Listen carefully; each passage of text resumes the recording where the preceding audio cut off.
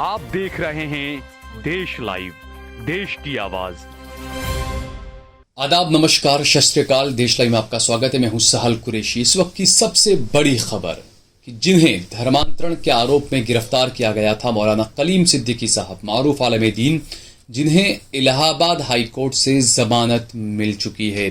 तकरीबन 18 महीने जेल में रहने के बाद अब मौलाना कलीम सिद्दीकी साहब जेल से बाहर आएंगे। इस खबर पर हम बात करेंगे, लेकिन उससे पहले अगर आपने हमारा चैनल देश लाइव सब्सक्राइब ना किया हो तो हमारे चैनल को जरूर सब्सक्राइब कर लें और सोशल मीडिया के तमाम प्लेटफॉर्म्स पर, फेसबुक पर, ट्विटर पर, इंस्टाग्राम पर आप देश लाइव को जरूर फॉलो करें। और इसके अलावा आप फेसबुक, ट्विटर और इंस्टाग्राम पर सहल कुरैशी और सहल कुरैशी ऑफिशियल को भी जरूर फॉलो करें। और हम जो पत्रकारिता करते हैं, हम गोदी मीडिया की तरफ से दबाई हुई आवाज़ों को आप तक पहुंचाते हैं। हम मजलूमों के लिए आवाज़ उठाते हैं हमारे चैनल पर, इसलिए हमारा ज़्यादा से ज़्यादा सहयोग करें, क्योंकि हमें भी काफ़ी चीज़ों की ज़रूरत रहती है। हर जगह पर पहुंचना, लोगों से बात करना, जो मजलूम है उनके इंटरव्यू लेकर आप लोगों तक पहुंचाना, ये तमाम काम देश लाइव की टीम करती है और इसके लिए हमें आपके सहयोग की, आपके ताउन की ज़रूरत है। आखिर में हमने हमारा पेटीएम नंबर भी दिया हुआ है और ज्वाइन बटन भी दबाकर आप हमारा ज़्यादा से ज़्यादा सहयोग करें। तो हम बात कर रहे हैं मौलाना कलीम सिद्दीकी साहब की, जिन्हें सितंबर 2021 में अवैध धर्मांतरण के मामले में गिरफ्तार किया गया था। अब तक ये इसका कोई डेफिनेशन नहीं बता पाया कि अवैध धर्मांतरण होता क्या है। बहरहाल सितंबर 2021 में हजरत मौलाना कलीम सिद्दीकी साहब को गिरफ्तार किया गया उनके साथ में, और कुल मिला के जो पूरे जो मामले थे, तकरीबन 17 लोग इस मामले में गिरफ्तार किए गए थे। उसमें उमर गौतम का नाम भी शामिल है। सबसे पहले उमर गौतम की ही गिरफ्तारी हुई थी और उसके बाद मौलाना कलीम सिद्दीकी साहब और उसके बाद अलग अलग कारी सईद साहब और काफ़ी लोग इसके अंदर थे जिनकी गिरफ्तारी हुई। हाई कोर्ट ने कई लोगों की जमानत को रद्द कर दिया था। दोबारा जमानत के लिए अर्जी फिर सुप्रीम कोर्ट में भी की गई। इस मामले के अंदर जो अवैध धर्मांतरण जिसे बताया गया, इस मामले के अंदर ये तीसरी रिहाई है, तीसरी जमानत पर रिहाई है, क्योंकि इससे पहले एक को हाई कोर्ट ने जमानत दी थी। इससे पहले एक मामले में इन्हीं साथ में जुड़े हुए एक मामले में सुप्रीम कोर्ट ने एक जमानत दी थी। और अब जो है वो इस मामले में मौलाना कलीम सिद्दीकी साहब तीसरे वो शख्स हैं जिन्हें इलाहाबाद हाई कोर्ट से जमानत मिली है। यानी कि जो 17 आरोपी बनाए गए थे उनमें से 3 को जमानत अब मिल चुकी है। बाकी 14 लोग अभी भी बचे हुए जो जेलों में बंद हैं।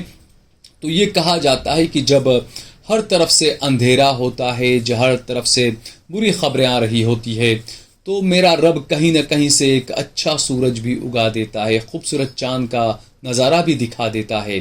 तो ऐसा ही माना जाएगा, क्योंकि हमने देखा मौजूदा वक्त में मुल्क में जो हालात बने हुए हैं, जगह जगह जो दंगे फसादात, मदरसों को जला देना, मुसलमानों को मारना पीटना, कई मॉब लिंचिंग के भी 1-2 मामले पिछले दिनों में एक बार फिर से सामने आए हैं। बिहार में जो हुआ रामनवमी की यात्रा के नाम पर जो गुंडागर्दी की गई, वो भी सबने देखा। बंगाल में जिस तरीके से जो गुंडागर्दी की गई, रामनवमी के नाम पर तमंचे लहराए गए, बंदूकें लहराई गई, ये भी सबने देखा। कुछ लोग कहते हैं कि मुहर्रम पर भी तलवार लहराती है, मुहर्रम पर तलवार लहराती है, लेकिन मुहर्रम पर ये तमाम चीज़ें नहीं की जाती जो रामनवमी की यात्रा के नाम पर की गई। मुहर्रम के अंदर, मुहर्रम के जुलूस के अंदर बंदूकें नहीं लहराई जाती है, किसी मज़हब को गालियाँ नहीं दी जाती है। तो ये ऐसा देश का, मुल्क का जो माहौल बना हुआ था, जगह जगह मुसलमानों की गिरफ्तारियां होना, मुसलमानों को पीटना, मुसलमानों के खिलाफ कई सारे फैसले आना। ऐसे में एक ये फैसला, एक बड़े आलम दीन को ज़मानत, कहीं ना कहीं आलम इस्लाम के लिए एक बड़ी अच्छी खबर है, जिससे कहीं ना कहीं थोड़ा सा दिल को सुकून, थोड़ा सा नहीं, मुझे तो बहुत ज़्यादा सुकून मिल रहा है। क्योंकि जिस तरीके से एक उम्र आप उनकी देखिए, 70 साल के आसपास उनकी उम्र है और तकरीबन 18 महीने जेल के अंदर रहे।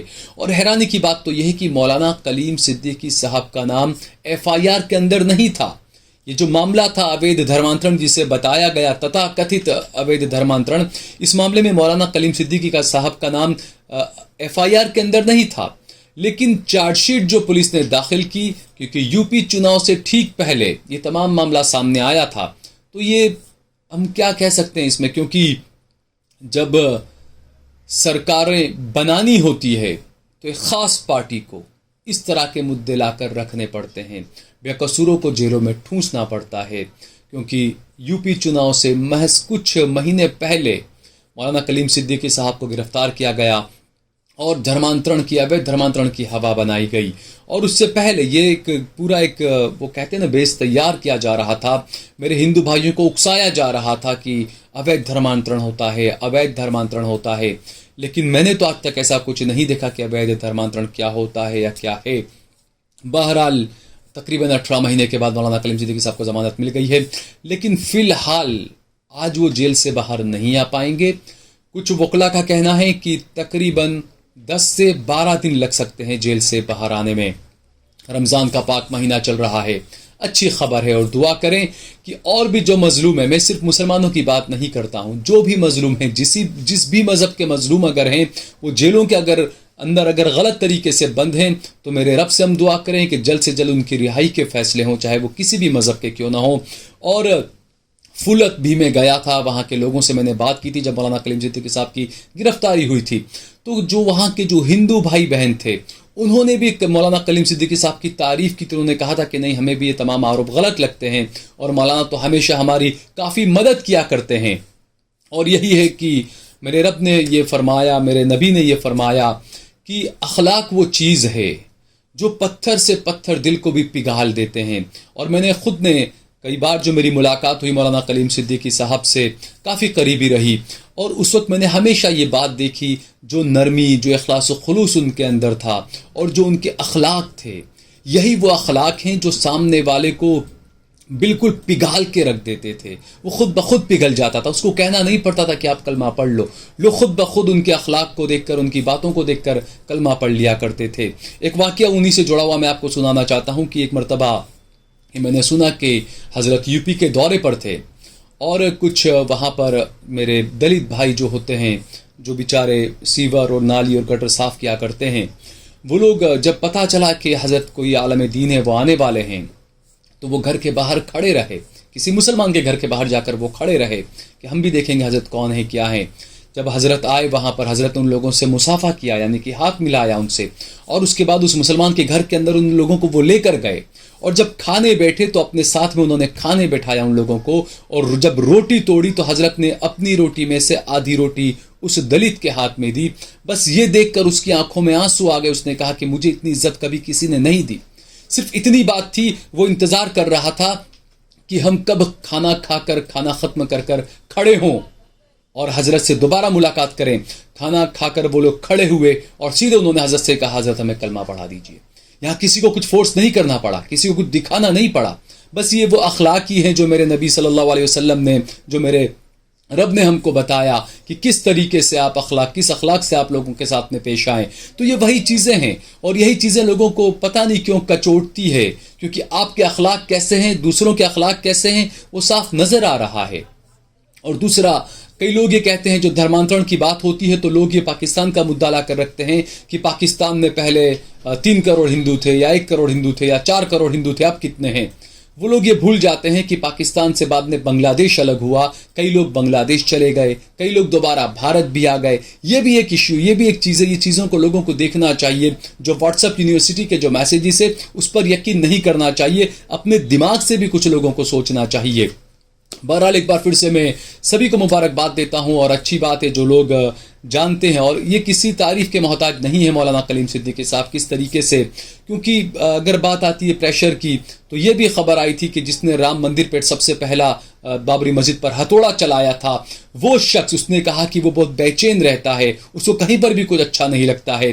वो खुद इस्लाम कबूल किया उसने उसके बाद में। तो ये जो तमाम चीज़ें हैं मेरे दोस्तों, और ये वो मज़हब है कि मैं बार बार ये कहता हूँ कि जो कुरान है वो सिर्फ मुसलमानों की किताब नहीं है, वो इंसानियत की किताब है। हर किसी को पढ़नी चाहिए, पढ़ सकता है जो पढ़ना चाहे। और दूसरा, जो कहते हैं कि ज़ोर ज़बरदस्ती से, ज़्यादती से इस्लाम फैलाया गया, मैं उनसे कहूँगा जो लोग ये कहते हैं वो खुद एक बार कुरान को पढ़ें। यकीन मानिए वो किताब है कि आपके दिलो दिमाग के अंदर एक अलग सी कुछ चीज़ छा जाएगी, एक अलग से ऐसी रोशनी आपके दिल में आ जाएगी कि आप खुद ब खुद इस्लाम कबूल कर लेंगे। कोई मुसलमान आपके पास नहीं आएगा कि आप इस्लाम कबूल कर लें। आप जब कुरान पाक को पढ़ेंगे, उसके तर्जुमे को समझेंगे, उसकी बातों को समझेंगे, आपको खुद ब खुद उस मज़हब से उस किताब से मोहब्बत हो जाएगी। तो यही है मेरा मज़हब। आलम इस्लाम के बीच में जो मज़हब है, दुनिया के बीच में जो मज़हब है, ये वही मेरा मज़हब है इस्लाम। और किस तरीके से इसका प्रचार प्रसार हो रहा है हमने देखा। अमेरिका के अंदर, बरतानिया के अंदर, फ्रांस के अंदर, जर्मनी के अंदर कहीं पर कोई तलवार नहीं फैलाई गई, तलवार नहीं चलाई गई। लोग खुद ब खुद इस्लाम को जान रहे हैं, लोग खुद ब खुद कुरान को पढ़ रहे हैं, लोग खुद ब खुद इस्लाम कबूल कर रहे हैं। तो मैं ये भी कहूँगा कि जो लोग हैं, जो मुसलमान भी हैं, जो अपने अखलाक लोगों के साथ में अपने सही अखलाक से पेश नहीं आते हैं, उनको भी समझना चाहिए कि अखलाक ही आपकी पूरी ताकत है। इसी के ज़रिए आप पूरी दुनिया को फतेह कर सकते हैं। आपको उसके लिए तलवार उठाने की ज़रूरत नहीं है, बस कलम और अखलाक ये दो चीज़ें हैं जिससे आप पूरी दुनिया फतह कर सकते हैं। इस वीडियो को ज़्यादा से ज़्यादा शेयर कीजिए। अगर आपको ये वीडियो पसंद आया हो तो इस पर कमेंट करिए, इस पर लाइक करिए। और अगर आपने हमारा चैनल देश लाइव सब्सक्राइब न किया हो तो हमारे चैनल को ज़रूर सब्सक्राइब करिए।